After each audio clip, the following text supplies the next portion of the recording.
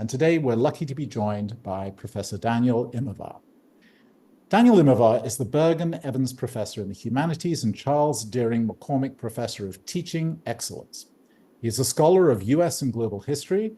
His most recent book, How to Hide an Empire, is a narrative history of the United States through the lens of its overseas territories. Professor Immerwahr writes frequently for magazines and newspapers, and his work has appeared in The New Yorker, The New York Times, The Guardian, The Atlantic, and The Washington Post and Harper's, as well as the New York Review of Books.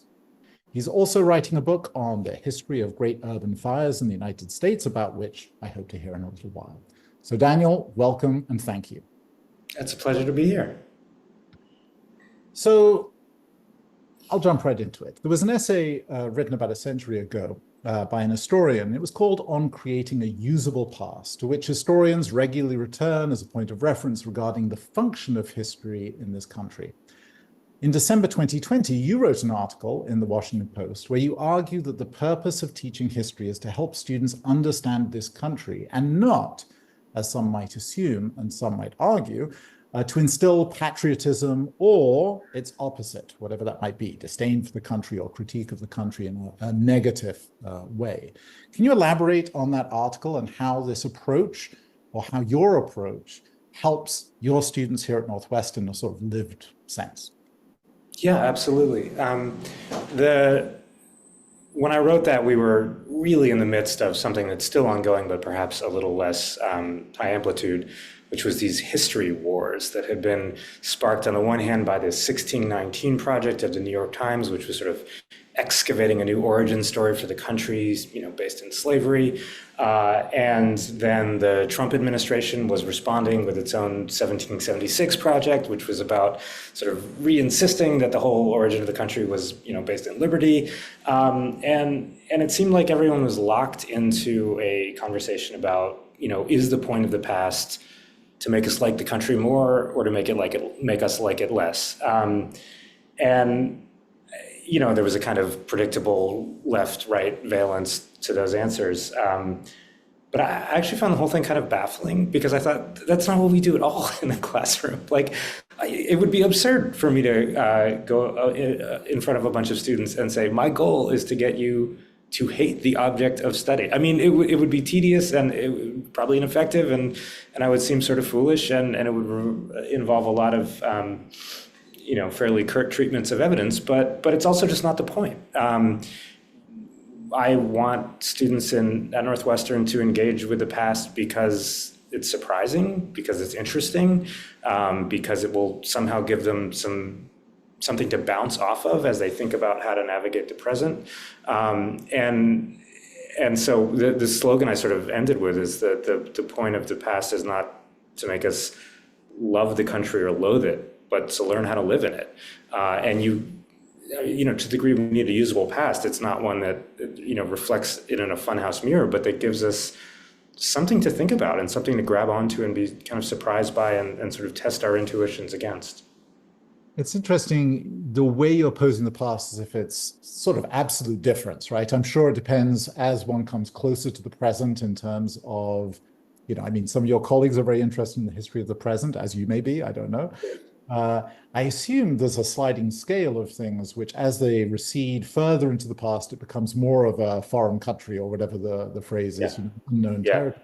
And then when it comes closer, and so do you find that interface, especially with students who, I could be wrong, but I'm assuming are more presentist in outlook than they may have been 50 years ago? I don't know if that's a hypothesis that stands at the test of prodding it. But do you find that the students come with expectations about how to use the past, how, if you don't know the past, you're always destined to repeat it, as the Santayana sort of phrase goes, that there's something out there in the past where we're trying to make it usable for now? Yeah, I find that students sometimes arrive with what I call the Flintstones theory of history, so that the past is just the present in a different outfit, right? The Flintstones were like a nuclear family, but from the prehistoric age, and it's true. It's in fact exactly true what you said. Some areas of inquiry that we have, like medieval history, really lean into how completely foreign and different it is. basic ideas like gender make, just like our version of it makes no sense to medieval people and their version makes no sense to us. And then there are other pockets of history, usually sort of, recent presidential history where, someone's take on Reagan is less to like blow out all your categories having to do with, whatever, identity, but more just like, okay, I want to talk about policy because this policy decision affected that one today. And if we could undo this one, then we, that kind of thing. History has both of those things in it, right? It has the strange, it has the familiar. And for me, I love the interplay between them. I love the, taking something that feels strange and realizing its familiarity, seeing yourself in it, or similarly seeing something that looks familiar and realizing the strangeness of it, and thus the strangeness in some ways of yourself. And then there's this lovely thing that we can do when, I teach often these large classes that start centuries ago and get up to the present, where you start with something that seems foreign, and then it just sort of mutates, and you realize you're like, oh, this is the origins of us. And I'm just slowly seeing it come into focus and realizing that this thing that looks so different is actually part of me in some way that feels important. Yeah, it's fascinating. I'm thinking there's a question in the chat which I want to somehow weave into the question which I had in my notes. So I'm going to read the question I have in my notes first, and I'm going to add a little rider. So in your view, how does understanding the complexities of US history specifically help students navigate contemporary societal issues? And I think you touched on that just a tad, or you got close to it. And what role do you believe history education plays in shaping informed and engaged citizens? So that's sort of more on the patriotic part, but other things about our methodology maybe as historians that somehow help students navigate today's society. And then maybe I'll add the question in the chat afterwards. Sure. Yeah. I mean, I don't arrive thinking that there are specific lessons that emerge from history that my job is to tell students, right? That if you really study history, you'll know that, this kind of policy never works. I mean, that's not the sort of operation that we do, but it's a way of taking curiosity seriously. So I teach a big global history class, and students now, understandably, are curious about climate change and fossil fuels. So we just say, okay, let's talk about those in the past. What has been the historical relationship between coal and industrial production, and were people worried about environmental degradation in the past? Okay, what did they say? Is that different or the same from us? It's not a kind of lesson-based operation. I don't think it can be successfully, but it is. I always find it really helpful, right? Whenever I'm thinking through some issue in the present, because it gives you a kind of intellectual capaciousness. It allows you to adjust the variables a little bit. And to actually see in a really concrete way, what would it be like to think about this a little differently? Or what would it be like if this problem were configured slightly differently? And often that sort of playing around, twisting of the dials and seeing things in slightly different shape allows you to be a lot more imaginative and open-minded when you're thinking through things, rather than just sort of, coming up with your instinctive response or whatever the, preferred policy of your party is. So that's a perfect lead into the question I'm going to read to you from the chat. This is a quote. I recently read How to Hide an Empire and was struck by your interdisciplinary approach to history, taking into account not just political, economic, social, or military history, but also the history of scientific discovery, agricultural technology, and medicine. Can you share more about how operating in an interdisciplinary environment like Weinberg College, within the larger complex network that is Northwestern, has informed your work? Yeah, I absolutely can. So one thing I love about history as a discipline is that it's not really a discipline. It is in the sense that we specialize in time and place rather than in a specific topic or a specific mode of inquiry. So we really think context matters a lot, but beyond that, we could be really interested in quantitative analysis. We could be really interested in culture.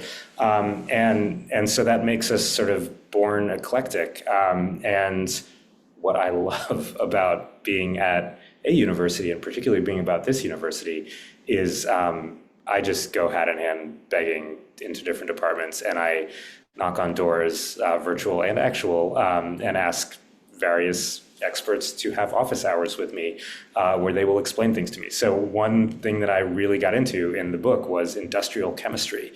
And I do not know a lot about, or I did not know a lot about industrial chemistry, but oh my gosh, do we have people at Northwestern who know about it and could just walk me, and including doing detective work where I would say, okay, I'm reading this from a Japanese account of how they produced, magnetic tape in the 1950s. What chemical is this? And the chemist would be like, okay, let me figure this out. I think it's a mistranslation, but this is the real chemical. We totally got into it. It was wild, and it only worked because I was at a university and I could just ask a lot of people a lot of dumb questions. You may be particularly good at this, but I just happened to have a conversation this morning with a colleague of ours, an archaeologist, Matthew Johnson, who said you came to one of his classes about timber framed houses or something, which I assume intersects with your interest in fires, which we'll get to later. But yeah, it was this morning I had a conversation about your showing up at other classes. No, it was humiliating for me. I mean, humbling, I suppose, is the more polite word. But yeah, I went to Matthew Johnson's seminar and he was talking about timber frame houses, and my jaw was on the floor. I was like, oh my God, there is so much to know about housing construction, and it ties into some of my research. But I was mainly just furiously taking notes, and I will be pestering him for help along the in the coming months. I think people love that sort of pestering.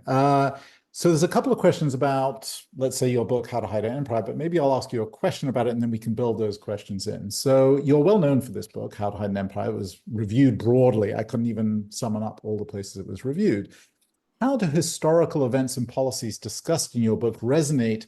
And again, this is very topical, but with current US and foreign policy and sort of its global influence in the world, is there I suppose, some very short story of where the US was, and through the lens of your understanding of the US's de facto empire, is there a way you can sort of link it to today in some way?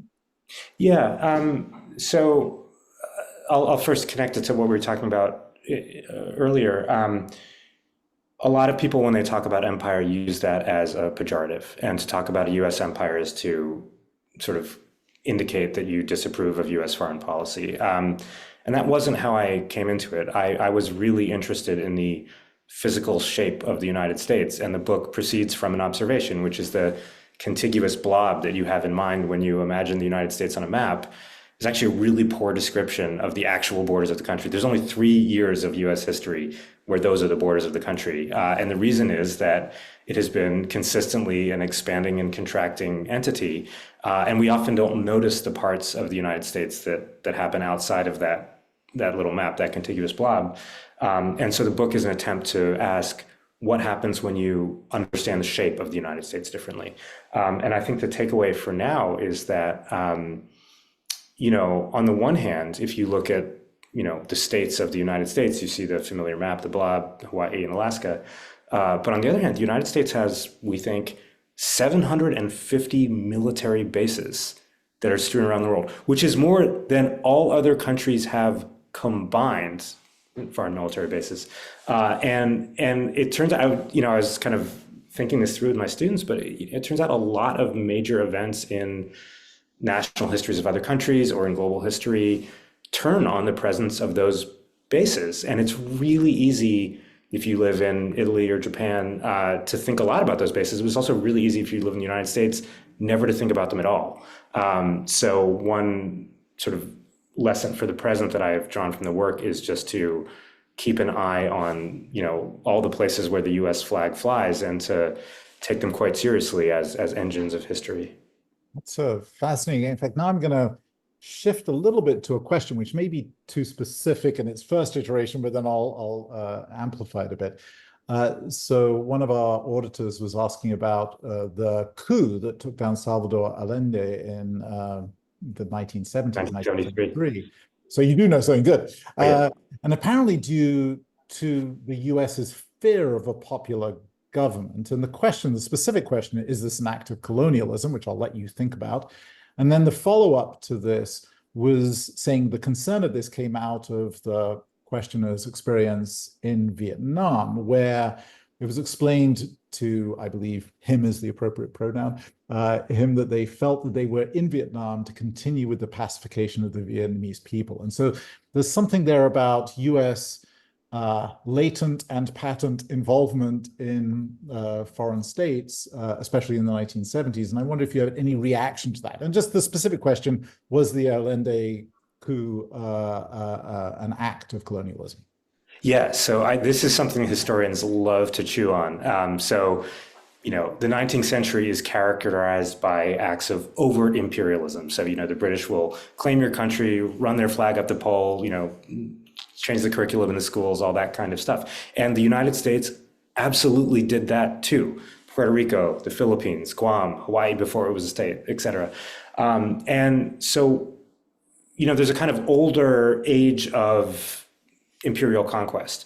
And then one question that historians have asked is, did that go away? Was that the bad old days? Or was there a kind of softening of the optics, but actually continuation of the practice that connects to today? And if you want to make that argument, if you're inclined in that direction, one of the things that will probably draw your eye is the actions of the CIA, the Central Intelligence Agency, and particularly its involvement in coups in a number of countries. So the United States has, I'm going to garble the numbers, but we had a recent count by a political scientist, and the United States has sought to overturn, during the Cold War, the United States sought to overturn the governments of dozens of countries, and I think succeeded somewhere on the order of 20 to 30 times. Now, unclear if success means it wouldn't have happened anyway, but the United States sort of intervened and on the side that won. And the Chile in 1973, September 11th, 1973, the date of the coup, is an example of that. I think there's actually a really important and interesting world of difference between that kind of intervention and colonialism, which involves actually annexing a country. I'm not saying that to defend the actions of the CIA, but just to indicate that they're shaped differently. They operate differently. They have different dangers and possibilities. But I completely understand why, from the perspective of the Southern Cone in the 1970s, that looks like an act of colonialism and feels like it has a colonial flavor to it. Yeah. Someone is asking here also, which is a rather broad question. I'll come back to some specific questions. There's a broad question about the interface between national governments and religious leadership. I'm not exactly sure how to frame that for you, but I suppose I was wondering about something like our interventions, past interventions, I wasn't thinking about today, in the Middle East. And is there some way in which the US's notion as an exceptional place that is partly fueled by religious notions may have an effect on how that works in your book, which I don't recall being particularly about religion, but It's not. And that's another question. So again, sort of doing the, are the bad old days still with us today kind of version of the question. Older imperialism was explicitly motivated by, this kind of religious animus. So a desire to, Christianize the heathens, as they might have said. And then the question is, does that continue up through today? It certainly doesn't seem to be explicit after 1945, but I just published a piece about Ronald Reagan, and one of his most sort of imperialist-y actions was to invade and occupy the Caribbean island and country of Grenada. And we have his diaries, and he says, "I knew in this action that the Lord held me in the hollow of his hands." So he understands himself explicitly as an instrument of God when he is doing this. And so, that was just sort of this sort of really resonant echo of a kind of past way of thinking that you realize may still be really relevant to some leaders, even if it's not always happening as out loud as it used to. So why don't we stick with this for a moment? That's some interesting question in the chat that I want to get to, but we spoke a little bit before, and I was curious, just as an aside, and I feel as an historian, I'm not pushing you about the present, but we'll try and get to history in a second. I was curious what your response was to the situation in Ukraine. I guess in the wake of writing a book on empire and its various configurations, let's say, in modernity, and then how do you see Russia's notion of a greater Russia in comparison to the greater United States, I suppose, in historical context? Yeah, it was a chastening moment for, I mean, obviously a terrifying one, but also for just personally for me, a kind of intellectually chastening one, because in my book, I had said there is a rough historical passage from older forms of territorial control involving annexing whole countries to newer forms, to form I called pointillist empire that has its base in military bases and islands and battleships and radar stations, but doesn't involve just large swaths of land being claimed. And I said, if you look at the shape of U.S. power today, what you see is a lot of dots strewn over the planet, but not a lot of appetite for annexing whole countries. And it may be that technology has made that, no longer really the desirable mode of operating. And, I got very interested in the fact that China was building artificial islands in the South China Sea as a kind of modality of power extension. And then Russia just went back to the old way of doing things, really dramatically. And that's how it felt to a lot of people. We just thought, this seems like an act out of time. Like this feels like a more 1930s-y kind of thing than a 2020 kind of thing. And I think it is, right? And so it's an interesting question whether all of the technologies and institutions that have led us to have a sort of more open market world, which can be superintended with a lot of little points, whether that is sort of broken enough that we might be heading toward an old kind of power politics that involves not just countries sort of pushing each other around, but literally conquering each other. Let's hope not. Yeah. That seems like it would be a bad way for the past to return. There's a couple of questions about the history department, which I thought you might want to answer. One was, are there some special strengths of our particular history department? And maybe could you just say a little bit about the norms, let's say, of your teaching? What do you teach and how often you teach, and what does it look like to you working here, I suppose? Sure, yeah.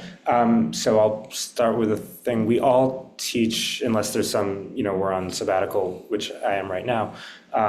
We teach 4 classes a year. Usually we teach two in one quarter, 2 in another. We alternate lectures and seminars, with the idea being that you should have a chance to work in a small setting with every professor. I really like teaching large intro classes because I feel like it's our chance to greet students and potentially welcome them to the major. So I teach a large U.S. Foreign Relations course and a large Global History course. And we've moved a lot following student demand toward global topics. It used to be that we would sort of offer European history 1914 to 1945, and now we're much more inclined to teach global and thematic topics, and that's a response to student interest. The department, it has some strength. It is famously strong in African history, sort of, world-leadingly strong in African history. And we also just have little pockets that we're sort of coalescing and we're kind of realizing. So we made 2 recent hires, and we realized inadvertently that we were setting out to be absolutely dominant in the study of the history of Central Asia. So we just looked left and looked right and thought, oh my God, we have an amazing department for Central Asia without even trying. Within my subfield of US history, we have just always, for quite a while, been really strong on studies of the sort of paramilitary right. So we have multiple scholars like Mike Sherry and Michael Allen and Kathleen Ballou working on this stuff, but we also have all these dissertators working on it, so it's always felt really like an exciting time to ask questions about that. But there's always these little moments of strength that are just kind of coming into being as we have conversations and they develop and we start writing books about things. And I'll just add, I mean, as dean, I see a couple of strengths in the department. One is there is a base collegiality in the department from which a lot of good things flow. Whether you all hang out, I don't know, but there's a certain good spirit. And I think the undergraduates feel that. Also, it's interesting to have a top ranked research department caring so deeply about undergraduates, which is palpable in every conversations we have. When I arrived here, I'd been at a number of other institutions, and I was told that monthly the faculty would dine with the undergraduates, and we'd have lunch with them, and then we'd also monthly do the same thing with the graduate students. And I thought, really, I've never seen this happen. I don't think at my past institutions that anyone would show up. So the faculty wouldn't show up. And then I got there and it was full. Like all the faculty are there. They're really eager to hang out with the undergrads, and we have these like wild conversations. And that's been an enduring feature and a really lovely one of the department. So one of the participants just said they just heard Kevin Boyle, who's chair of the department right now, speak about his work in Dublin. That's great. You're also globally known. Yeah. There's a couple of specific questions, follow-ups on what we were discussing before we move to the firework. One question is, because the US is such a sought-after refuge for immigrants from all over the world, does that change our acceptance of our imperialist tendencies? How does that sort of interface, I suppose, with the US's pointillist approach to the world? We're both reaching out, but then somewhat, let's say, concerned about influx. I don't know. Yeah. Words in anyone's mouth. I mean, the concerns go both ways, but you can also see it as a kind of spatially happening both ways. The United States, in various ways, projects itself into other countries. Other countries are, deal with US policy, and the US is always sending people out and sending its things out. But it is also collecting all these people and influences, and it is one of the most nationally diverse countries, and we don't always really reflect on that. And that's something that's profoundly visible where I live in Rogers Park in Chicago. We recently had a dissertator who was working on this who pointed out, he's like, at the same time as the United States is sort of in this position of being a sort of superpower, the result is that all of these foreigners from all of these countries live in the United States in order to influence its policy or meet at the UN or that kind of thing. And he just produced this wonderful dissertation defended last month about what it is like to live in New York in the 1950s and 1960s when everyone from around the world is just sort of headed straight to New York because they regard it as, I mean, not literally the headquarters of the United Nations, but in some ways the center of, a deeply cosmopolitan city. As did my mother.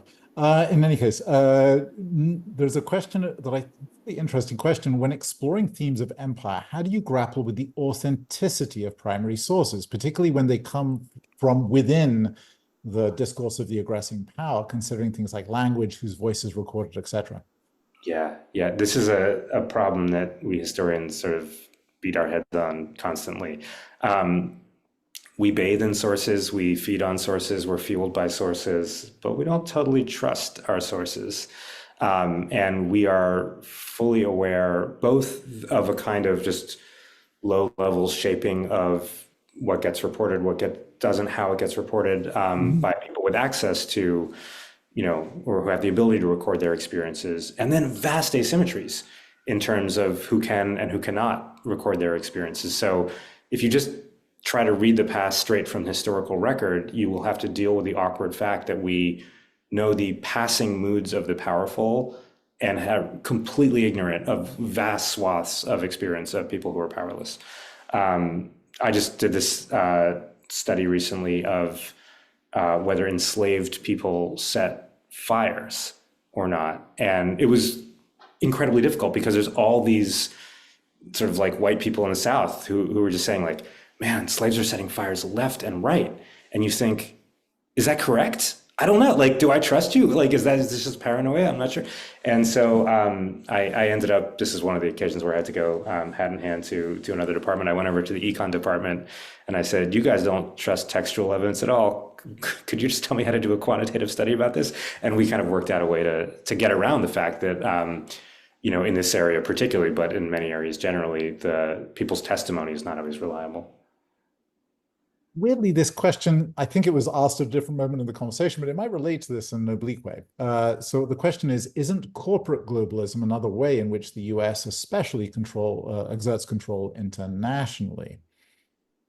And I guess I'm thinking too about what are your thoughts about the nation state as the entity which is exerting power versus a shift towards other modes of, let's say, expressing power? Yeah, no, that's right. So another kind of mode of inquiry that you can enter into if you're asking about power and empire and continuities between the past and the present is to note the power of corporations. And it can go in either direction, right? On the one hand, you can say, aha, the United States is no longer formally conquering and colonizing other places, but it doesn't have to because it has this kind of soft power, but maybe not so soft in the form of corporations, which do the dirty work, and and that's one line of argument you'll see a lot. On the other hand, there's a kind of unsteady relationship between corporations and the government. So, the US government does not control Google. Google does not do its bidding. So that's something we've had to think about a lot. And funnily enough, as we've been sort of thinking through, like, what does it mean that the United States doesn't really go to space much more, but now Elon Musk is doing it? We've often been like cast back to this early modern moment when a lot of the colonization of the Americas was done by corporations, Massachusetts Bay Corporation, the Virginia Corporation, rather than by states officially. And so that's another moment when the past sort of seems to resonate with the present in a way that makes it fun to think about. I was thinking of the East India Company as well, at least in Yeah. a text, where you have companies and corporations which are almost challenging the state for predominance. And again, I don't want to Yes. go back and always see in the past foreshadowing the future, but you do wonder whether one possible future is a more empowered private sphere when it comes to this type of global power as it's exerted. I mean, you certainly do see it in certain companies just through their might, their massiveness of Yeah. competing with nation states. Yeah. I mean, so a possible big story is that, we've gone from a world where a lot of political projects were carried out by corporations and states were weak to a time when states were really robust. And now we're entering another moment of corporate power and the recession of state power. I don't know if that's where it's going to play out, but that's a story that some people are trying to figure out if we I should remember keep. reading somewhere, so there was another sort of possibility that is more to do with municipal powers, that cities will somehow rise and things. So Yeah, maybe that's yeah. a good transition to your current book, which I believe you're working on. I don't know where it is in its formation, but it's on great urban fires in the US. Is that a good way to frame that? Yeah, yeah. I mean, it's a fire history of America, and it proceeds from two very straightforward facts. One is that the United States has a interesting and almost unique relationship to trees, which is it has an enormous amount of them, but it also has, the world's oldest tree is in the United States. The world's largest tree is in the United States. The world's tallest tree is in the United States. And for much of its history, people who were visiting the United States were just shocked by the extent of the forest, but also by how wooden everything was as a result. Like settlers were just building everything out of wood, including their cities. And they were also surprised by another thing, how frequently everything burned out. So I live in Chicago, which famously burned down, but boy, it wasn't the only city. Like almost every city has that sort of, great fire in its past. And the book is a way to think through, in the light of climate change, what was it like to live with this incredible form of abundance in the form of wood, but that was also, a form of apocalypse in the form of, the fires that reliably followed. It's interesting. I was just thinking of my own personal experience. I mean, coming to the United States as an adult and seeing so many wooden houses was really quite new for me, coming from the UK, where almost everything I grew up with was brick or stone. And so it was interesting. And then you certainly see it in today's world, even as they frame out houses, even here in Chicago, at least in the suburbs. I don't know about downtown. I think they tend to use more fireproof materials still in Chicago. Uh, I hadn't thought about the sort of the forestry part of your research, that it all connects to the woodiness of the economy. Must be true, right? I mean, I'm assuming a lot of the early economy of the United States must have been wood-based in one way or another, whether it's shipbuilding through actual wood yeah, as the commodity. yeah. When the English are eyeing North America and deciding whether to colonize, they're kind of late to the game. The Spanish and Portuguese had already been colonizing the Americas for quite some time. They're hesitant, or the government is hesitant, and one of the arguments that prevails is we are basically running out of wood, and firewood prices are jumping, and there's all these kinds of crises that can be attached to the timber famine, and North America is just chock full of the stuff. So that could be really tall white pines that could be used for ships' masts and, turn out to be really important for the British Navy. Or that could be, specialty woods that can be used to make English homes. There's a fantasy that, fuel wood, firewood can be transported. It turns out to be too bulky, but you're absolutely right. Almost all of the early imports from the Americas are wood products or wood-based. You can kind of picture settlers going in one direction and wood coming in the other. Interesting. And so, you mentioned Chicago's fire. Obviously, that's present for many people, not everyone. I'm assuming there's a healthy dose of people from the Chicago area on the call. Is there anything in your research into that fire or other fires in the United States that really jumps out as being a sort of interesting, I don't know, something you didn't expect to find when you started this research? Yeah, one of the things so you and I both know about Chicago's fire because Chicagoans won't stop talking about their fire. It's on their flag. It's a 4 stars. One of those stars represents the Chicago fire. By the way, 2 of the other stars represent things that burned down. That's just a side note. But it's weird to vexillologically honor the worst day in your history, or to name sports teams after it, Flames, that kind of stuff. But it's actually not uncommon. There's a number of cities that have phoenixes, San Francisco for one, that have phoenixes on their flag. There's all kinds of weird celebration in the United States of that time it burned down. And so one of the mystifying things for me was thinking through not only what was it like to live with what, from my perspective, was just sort of constant catastrophe in the United States and its colonial predecessors, but also to understand people didn't always react to it as catastrophe. They often sort of really got in the spirit of it and almost seemed happy. The Chicago Tribune, the first issue after the fire, the Chicago Tribune's offices had themselves burned down, but it finds a press and produces a new issue. And the headline is "Cheer Up," and that kind of sets the tone for we're going to rebuild. It's going to be better than ever. So that has surprised me, I would say. Interesting. Yeah, I would have thought that would have happened, but I would have thought it would have taken a bit longer. It took hours.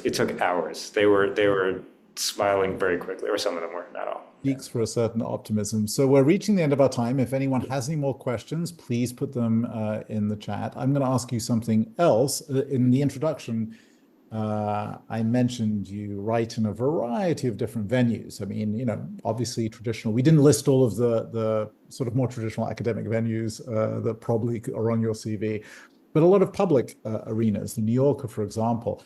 Just how have you found that experience? And are you thinking about topics for there? How do you come up with topics for that type of writing? Often it's a negotiation, and that is what I really like about it. I have my sense as a scholar of what I know and what I'm, coiled to spring into action and talk about. And one thing I love about writing for magazines is that often I will just hear from my editor, for example, as I just recently did, who said, "You should do something about old age."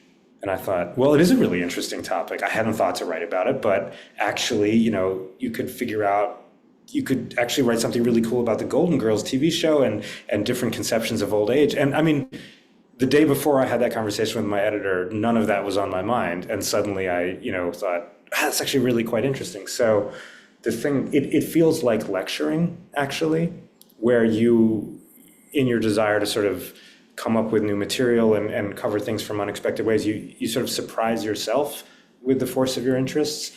And so that's something I've really come to value about writing for magazines.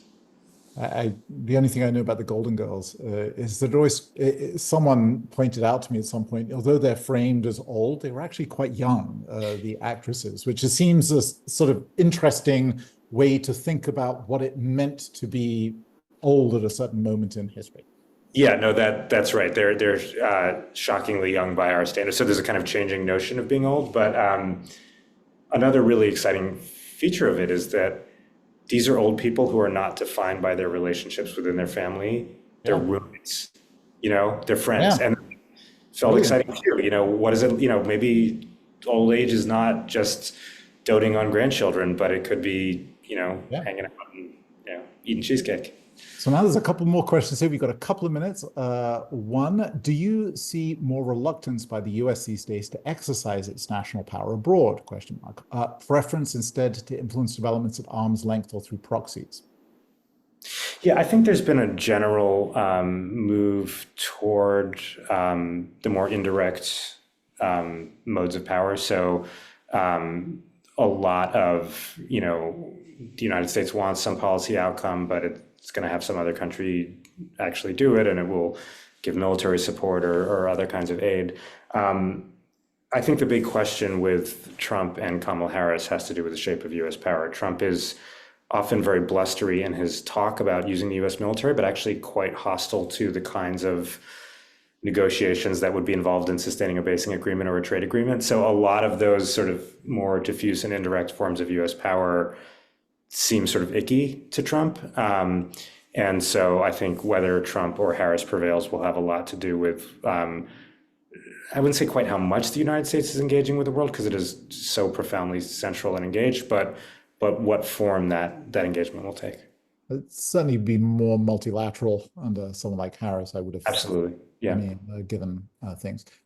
Here's a good place to end. You spoke about your publishing in a variety of venues. Do you think it's important for historians to reach a broader audience in today's, let's say, culture? Yeah, I think it's important for some of us too.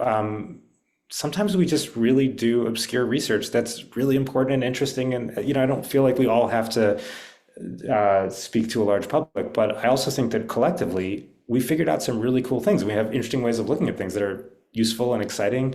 And I think it would be a pity if we didn't kind of share those enthusiastically, at least in some ways.